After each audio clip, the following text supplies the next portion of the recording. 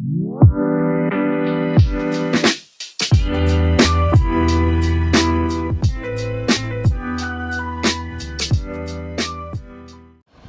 Ram Bacho, so welcome back to your channel Versatile Educator, and as you all know we are in the 30 days challenge.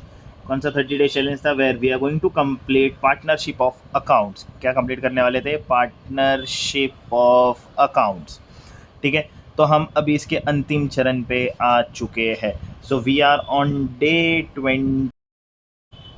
तो हम आज पढ़ने वाले हैं partnership of accounts का last chapter, जो कि है डिसोल्यूशन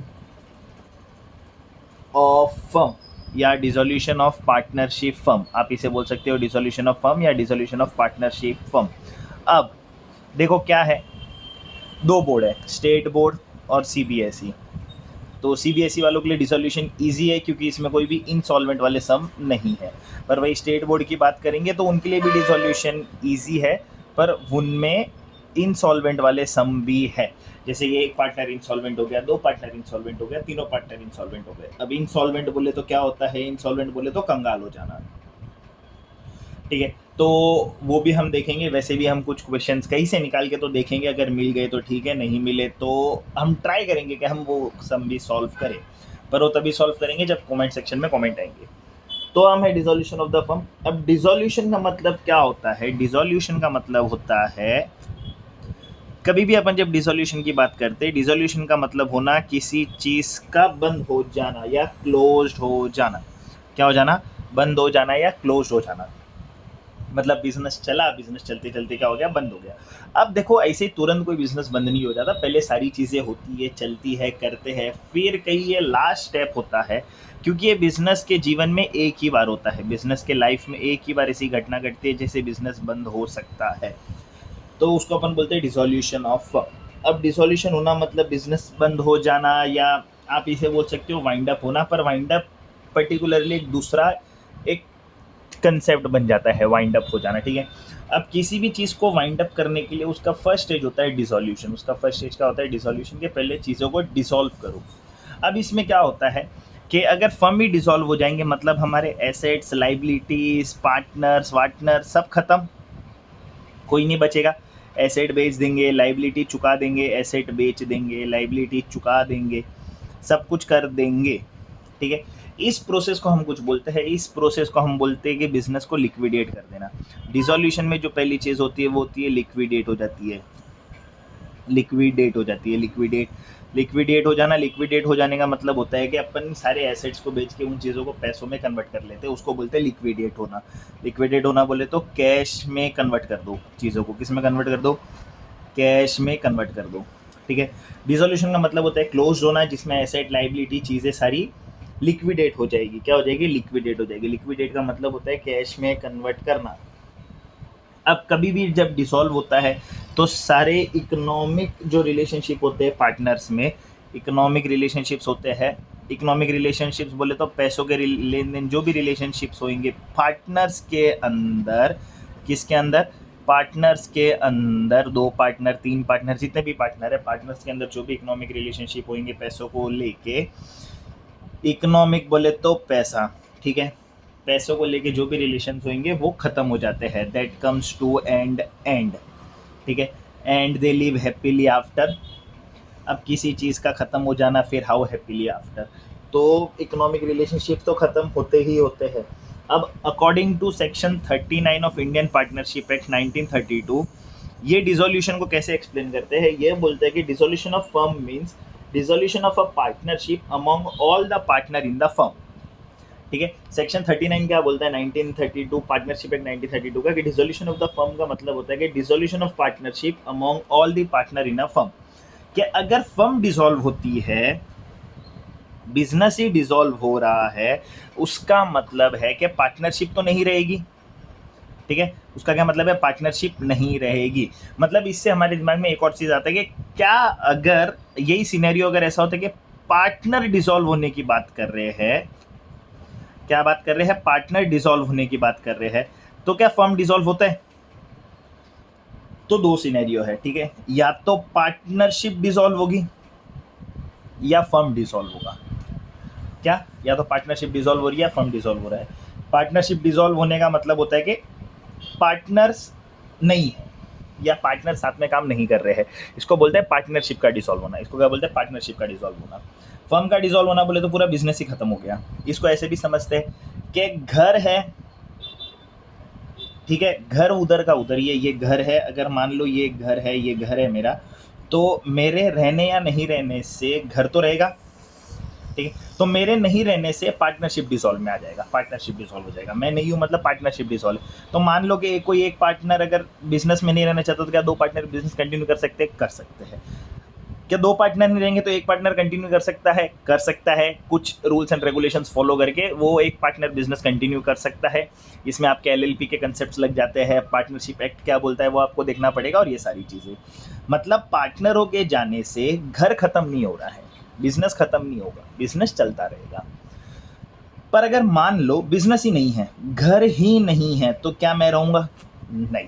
तो व्हेन बिजनेस इज डिसॉल्विंग, तो पार्टनरशिप का मतलब ही क्या है? पर हाँ, लोग अगर नहीं रहेंगे पर बिजनेस रहेगा, ये सही है। लोग अगर नहीं है, पार्टनर नहीं है, बिजनेस है, यस। पर अगर बिजनेस ही नहीं है तो लोग कहाँ क्या करेंगे रह के? तो ये दो चीज़ें, dissolution of partnership, dissolution of firm, ये याद रखना। फर्म डिसॉल्व हो गया तो पार्टनरशिप बाय डिफॉल्ट डिसॉल्व हो गई। घर नहीं तो मेरा कोई काम ही नहीं, मैं कहाँ रहूँगा ना, घर ही नहीं है तो। पर अगर घर है और मैं नहीं हूँ घर में, मतलब कि यार घर थोड़ी चले जाएगा, घर तो उधर का उधर ही रहेगा। इट्स सिंपल मीन्स कि पार्टनरशिप डिसॉल्व होने से फर्म डिसॉल्व नहीं होता, पर अगर फर्म डिसॉल्व हो गया तो पार्टनरशिप बाय डिफॉल्ट डिसॉल्व हो जाएगा। ये बोलते हैं सेक्शन 39 के, dissolution of the firm means, dissolution of firm means dissolution of partnership among all the partners in the firm, ठीक है, ये सेक्शन 39 बोलता है। अब वही बात आती है कि डिसोल्यूशन अगर हो भी रहा है तो डिसोल्यूशन किस वजह से होता है? व्हाट आर द वेज और modes of dissolution of a firm? Firm dissolve होती कैसे है? पार्टनर तो चलो डिसॉल्व हो सकते हैं, पार्टनर कुछ बिजनेस के लिए साथ में आए थे, साथ में बिल्डिंग बनाने की बात हुई, उनका बिल्डिंग बन के रेडी होगा, वो पार्टनरशिप खत्म हो गई, पर बिल्डिंग थोड़ी टूटी, बिल्डिंग उधर की उधर ही है, ठीक है, वो बिजनेस ने, वो जो फर्म ने वो बिजनेस बिल्डिंग बनाई थी वो फर्म है, उसमें वो पार्टनर्स नहीं है, ठीक है, डन। तो बिल्डिंग अभी भी उधर की उधर ही है, सब कुछ वैसा ही है। पर क्या मान लो बिल्डिंग ही टूट जाए, बिजनेस ही खत्म हो जाए, तो क्या मोड से कि फर्म ही खत्म हो जाए? तो पहला है कि बाय म्यूचुअल एग्रीमेंट। अब कोई सब एग्रीमेंट में लिखा हुआ है, म्यूचुअल एग्रीमेंट में वो बात कर रहे हैं, पार्टनर्स बोल रहे हैं कि भाई चलो डिसॉल्व करते हैं, अब हमें ये फर्म नहीं चलाना। पार्टनर एग्री कर रहे हैं कि भाई फर्म ही डिसॉल्व कर देते हैं, बहुत हो गया ये धंधा, अब आगे ये धंधा नहीं करना। तो एक होता है म्यूचुअल एग्रीमेंट। सेकंड जो हम बात करते हैं जिसमें होता है कंपल्सरी डिसोल्यूशन। अब कंपल्सरी डिसोल्यूशन का मतलब क्या होता है कि एक तो देखो पहला सिनेरियो इसमें ऐसा है, कंपल्सरी की जब डिसोल्यूशन की बात करते हैं तो मान लो कि सारे पार्टनर्स 1 2 एंड 3 सारे पार्टनर हो गए इंसॉल्वेंट। इंसॉल्वेंट बोला तो क्या बोला? इंसॉल्वेंट बोले तो कंगाल हो गए, ठीक है, सारे पार्टनर इंसॉल्वेंट हो गए, तो भाई कंपल्सरी फर्म डिसॉल्व हो जाएगा। फर्म बाकी पैसा लाएगा कहाँ से? ठीक है, फर्म क्या हो जाए, पैसा लाएगा कहाँ से? सेकंड इसका सिनेरियो कंपल्सरी डिसोल्यूशन के अनलॉफुल एक्टिविटी कर रहे थे। अब अनलॉफुल की बात करें तो क्या सही बात है, अब जो जो सोच रहे हो सब कुछ सही है, अनलॉफुल एक्टिविटी करना कि खिलौने में पाउडर भर भर के बेच रहे हैं, पॉन्ड्स का पाउडर भर भर के बेच रहे हैं, या नाइसिल का पाउडर भर भर के बेच रहे हैं, ठीक है, धनिया के पत्ते बेच रहे हैं बिजनेस के अंदर, भाई पता नहीं क्यों धनिया क्यों बेचना है लोगों को, है ना, 10-10 रुपये में बाहर भी मिलता है धनिया। तो अनलॉफुल एक्टिविटीज़ चीज़ें करके होती है, तो उसमें कंपलसरी डिसोल्यूशन हो जाता है। तो ये मेरे से दो थिंग। तीसरा, नोटिस दे दिया, है ना, बाय लॉ बाय जज इनको क्या मिल चुका है, नोटिस मिल गया। या मान लो कि एक तो नोटिस दे दिया गवर्नमेंट ने, गवर्नमेंट नोटिस दे देता कि भाई चलो बंद करो अपना फर्म, बहुत हो गया ये फर्म नहीं चलेगा अभी। एक तो ये हो सकता है कि भाई नोटिस मिल गया तो हमें कंपनी बंद ही करनी पड़ेगी, जिसको अपन बोलते हैं डिसोल्यूशन बाय कोर्ट भी बोलते हैं। गवर्नमेंट अगर कुछ ऐसा नोटिस देता है तो उसको बोलते हैं डिसोल्यूशन बाय कोर्ट, कि कोर्ट ने ऑर्डर दिया हुआ है, कोर्ट का ऑर्डर है, कोर्ट का नोटिस है तो बंद ही करना पड़ेगा। दूसरा होता है कि विल से, सेक्शन 43 इसमें कुछ बोलता है कि इंटेंशन है पार्टनरों का, पार्टनरों ने एक दूसरे को नोटिस दे दिया, फर्म को नोटिस दे दिया कि भाई हमें फर्म को क्या करना है, डिसॉल्व करना है, पार्टनरशिप डिसॉल्व करनी है, तो वो एट विल भी बोलते हैं, पार्टनरशिप एट विल भी बोलते हैं कि भाई मैं नोटिस देके जाना चाहता हूँ तो चले जाओ। या फिर on happening of an event, कोई भी एक ऐसी दुर्घटना घट गई, हैपनिंग ऑफ एन इवेंट, कोई भी एक ऐसा इवेंट हो गया, इन अनसर्टेनिटी हो गई, दुर्घटना घट गई, जैसे हमने देखा था डेथ ऑफ अ पार्टनर, ठीक है, डेथ ऑफ अ पार्टनर एक दुर्घटना है, पर इसमें वो बाकी के पार्टनरों पे डिपेंड करता है कि उन्हें फर्म डिसॉल्व करना है या नहीं करना है। दूसरा कि कोई वेंचर कंप्लीट हो गया, ठीक है, जैसे वो बिल्डिंग का एग्जांपल लिया, तो वो एक वेंचर कंप्लीट हो गया तो फर्म डिसॉल्व हो सकता है। तीसरा है कि जो हमारा जिस चीज़ के लिए हमने वो पार्टनरशिप बनाई थी, वो एग्रीमेंट, उसका टेन्योर ख़त्म हो गया है ना, तो जब टेन्योर भी ख़त्म हो चुका है तो भी एक इवेंट हो गया, अब हम चाहे तो वो टेन्योर आगे बढ़ा सकते हैं या हम नहीं चाहे तो वो हम टेन्योर को वही ख़त्म करके हम फर्म डिसॉल्व कर देंगे। या ऐसी कोई घटना घट गई जिसके अंदर एक पार्टनर या दो पार्टनर कंगाल हो गए, या एक पार्टनर ने कुछ गलत काम कर दिया, तो हैपनिंग ऑफ अ इवेंट के केसेस में मेरा फर्म डिसॉल्व हो सकता है। तो ये थे मेरे मोड्स। अब आ गया बात के मान लो कभी भी चीज़ें अगर ख़त्म हो जाती है तो हमारे क्रेडिटरों का क्या, ठीक है, हमारे डेटरों का क्या, हमारे एसेट्स क्या। तो जब भी ऐसी कोई सिनेरियो अराइज होती है, डिसोल्यूशन का सिनेरियो आता है, तो सबसे पहले हमें ध्यान देना पड़ता है सेटलमेंट ऑफ अकाउंट्स में। किस में ध्यान देना पड़ता है? Settlement of accounts. अब जब अकाउंट सेटलमेंट ऑफ अकाउंट्स की बात करते हैं तो ये बोलता है सेक्शन 48 कि मान लो फर्म डिसॉल्व हो गया, सब कुछ हो गया, पर अभी भी बिजनेस में ऐसे लोग हैं जिनको हमें पैसा देना बाकी है कि नहीं है। तो देखो, जब बिजनेस कोई भी बंद होता है तो इसमें कितनी घटनाएं होती है। सबसे पहले तो क्रेडिटर्स, जो हो गए थर्ड पार्टी, बिजनेस के बाहर के लोग, जिसको अपन बोलते हैं थर्ड पार्टी, इनको पैसा देना बाकी है। यस, पैसा देना बाकी है। सेकंड, पार्टनरों ने अगर मान लो कुछ लोन वगैरह दिया होगा, ठीक है, पार्टनरों ने लोन दिया। अब ये थर्ड पार्टी, तो ये क्रेडिटर ही जरूरी नहीं है ना, क्रेडिटर ने हमें माल दिया होगा तो पैसा देना बाकी है, क्रेडिटर ने हमें पैसा भी दिया होगा तो उन्हें पैसा देना बाकी है। हमने कहीं से लोन वगैरह लिया होगा बैंक वगैरह से, तो वो भी तो थर्ड पार्टी में आ गए।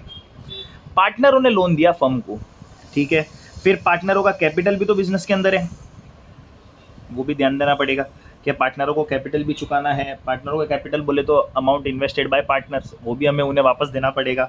और लास्ट अगर कुछ प्रॉफिट वगैरह अगर बचता है ये पूरे सिनेरियो में, तो हम उन्हें प्रॉफिट या लॉस जो भी होगा वो बंटवारा हो जाएगा। तो सेटलमेंट कैसे होगा? अब इतनी सारी चीज़ें चुकानी तो है आपको, तो सेटलमेंट कैसे होता है? सेक्शन 48 सेटलमेंट के लिए कुछ चीज़ें बताता है, ठीक है। तो सबसे पहले सेटलमेंट का सबसे पहले तरीका कि आपको सेटल जो करना है ना, पहले थर्ड पार्टी को करना है। किसको सेटल करना है? पहले थर्ड पार्टी। थर्ड पार्टी बोले तो कौन कौन? आपके क्रेडिटर्स हो गए, आपके आउटसाइडर्स लोन वगैरह हो गए। आउटसाइडर लोन्स बोले तो बिजनेस के बाहर का लोन। मान लो कि एक पार्टनर है, कोई ए, मिस्टर ए करके पार्टनर है, पर बिजनेस को लोन मिसेस ए ने दिया है। अब यहाँ पे मिस्टर और मिसेस दोनों अलग अलग है। मिस्टर पार्टनर है, मिसेस पार्टनर नहीं है, तो मिसेस से लिया हुआ लोन थर्ड पार्टी में आएगा। डन। जैसे हमने थर्ड पार्टी लोग को चुका दिया, creditors, outsider loans, debenture holders, इन सबको जब हम पैसा दे देते हैं, उसके बाद हमारे पास जो भी पैसा बचता है हम वो देते हैं लोन्स एंड एडवांसेस में। पर यही याद रखना, ये लोन्स एंड एडवांसेस जो होने चाहिए, जो सेकंड पे लोन्स एंड एडवांसेस जो है वो होने चाहिए पार्टनर से रिलेटेबल। किससे रिलेट होने चाहिए? पार्टनर से रिलेटेबल होने चाहिए। पार्टनर से रिलेटेबल होने चाहिए मतलब पार्टनर पैसा देने चाहिए फर्म को, एडिशन टू देयर कैपिटल, ठीक है। They are not outsiders. जैसे मिस्टर ए ने लोन दिया तो ही इज नॉट आउटसाइडर, पर मिसेस ए लोन दे रही है, वो आउटसाइडर है। तीसरा होता है कैपिटल। अब उनको कैपिटल देना पड़ेगा बाय डिफॉल्ट, पार्टनरों को ही जाएगा। और लास्ट में अगर कुछ अगर बचता है पैसा तो हम प्रॉफिट देके प्रॉफिट भी बांट देंगे। क्या बांटेंगे? प्रॉफिट बंटवारा कर देंगे पार्टनरों में। पर नहीं बचा तो कोई दिक्कत नहीं है ना, फर्म तो क्लोज ही हो रहा है, सेटलमेंट हो गया, जेब से नहीं देना पड़ा। क्या इस इधर उल्टा हो सकता है, हमें पार्टनरों से पैसा मांगना पड़ सकता है? यस, ये भी हो सकता है कि हमें पार्टनरों से पैसा मांगना भी पड़ जाए, ठीक है। तो ये है मेरा कुछ डिसोल्यूशन का सिनेरियो कि हम कि डिसोल्यूशन होता है तो क्या क्या होता है, क्यों होता है, पार्टनरों के बीच में क्या होगा, और कौन से तरीक़ों से फर्म डिसॉल्व होती है, और उसका सेटलमेंट कैसे कैसे होगा। तो ये है मेरा डिसोल्यूशन का कुछ सिनेरियो। मेक श्योर इन दो चीज़ों को मत भूलना कि dissolution of partnership does not mean dissolution of firm, but section 39 बोलता है कि dissolution of firm means dissolution of partnership. ठीक है, ये याद रखना, ये डिफरेंस याद रखना। तो ये था मेरा डिसोल्यूशन। और डे 23 गाइस, हम 30 डेज चैलेंज ख़त्म करने में बहुत नज़दीक है अब तो हमारा पार्टनरशिप तो ऐसे ऐसे ख़त्म हो जाएगा। तो होप सो वीडियो अच्छी लगी होगी। तो आपको पता है क्या करना है, मेक श्योर अपने फ्रेंड्स के साथ शेयर ज़रूर करना ताकि वो भी ये चीज़ें पढ़े, कंसेप्ट समझे और एग्ज़ाम में अच्छे मार्क्स स्कोर करे बाय गारंटीड। ठीक है, तो मिलते हैं अगले दिन पे, तब तक के लिए टेक केयर।